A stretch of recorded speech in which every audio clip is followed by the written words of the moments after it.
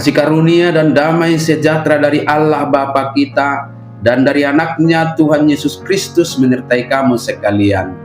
Amin.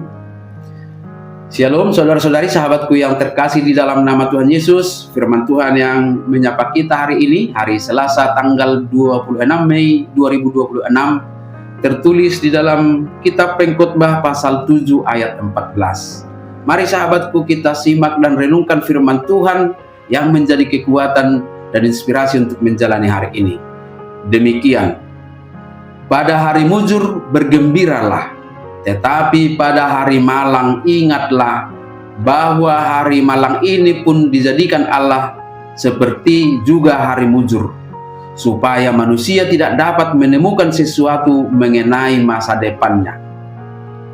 Marlas ni roha maho jukpa di ari nadenggan, jala pasuang roham tu bagasan uju di ari hinamago, ai rap di tongos debatado duatsa, asa unang jupang jolmai manang aha namasa dung salpu ibana.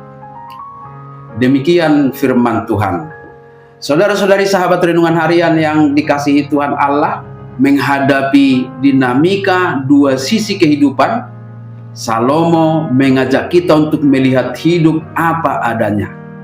Hidup yang kita jalani ini tidak pernah datar.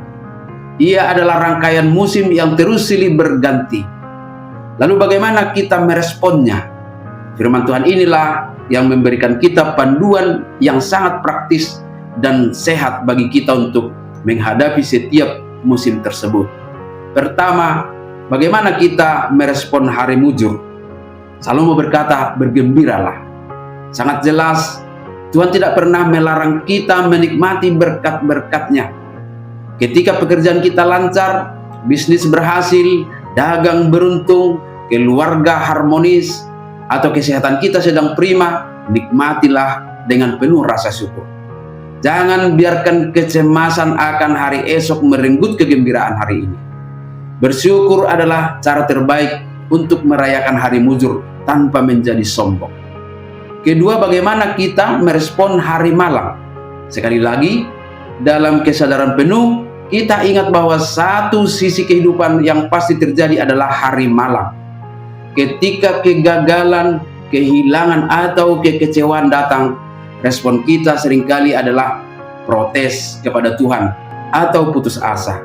Tanpa sadar, memang banyak orang siap menerima hari keberhasilan, namun tidak mempersiapkan diri untuk menerima kegagalan. Siap menerima keberuntungan, namun sulit menerima keadaan buntung. Pengkhotbah mengingatkan kita bahwa hari malang pun Tuhan izinkan hadir dalam kehidupan kita. Dengan pemahaman ini sesungguhnya sudah menjadi sebuah kebenaran yang menenangkan sekaligus menguji iman kita. Artinya hari-hari sulit yang kita lalui tidak pernah lepas dari kendali dan izin Tuhan. Tuhan yang sama yang memberkati kita di dalam keadaan mujur adalah Tuhan yang sama yang menemani dan membentuk kita semakin kuat di hari malang. Mengapa Tuhan merancang demikian? Bagian akhir dari ayat ini menyingkapkan alasan ilahi di balik misteri kehidupan, supaya manusia tidak dapat menemukan sesuatu mengenai masa depannya. Jika hidup ini bisa ditebak secara matematis, misalnya berbuat baik pasti langsung mujur, berbuat salah pasti langsung malang, maka manusia akan cenderung mengandalkan logikanya sendiri. Kita akan merasa bisa mengontrol masa depan dan tidak lagi membutuhkan Tuhan. Dengan menyembunyikan masa depan dan membiarkan musim hidup berganti tanpa bisa kita prediksi, Tuhan sedang melatih kita untuk satu hal, supaya berjalan dengan iman, bukan dengan penglihatan kita secara fisik.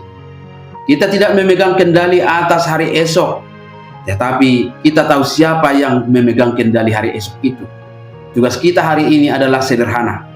Jika sedang di atas, bersyukurlah.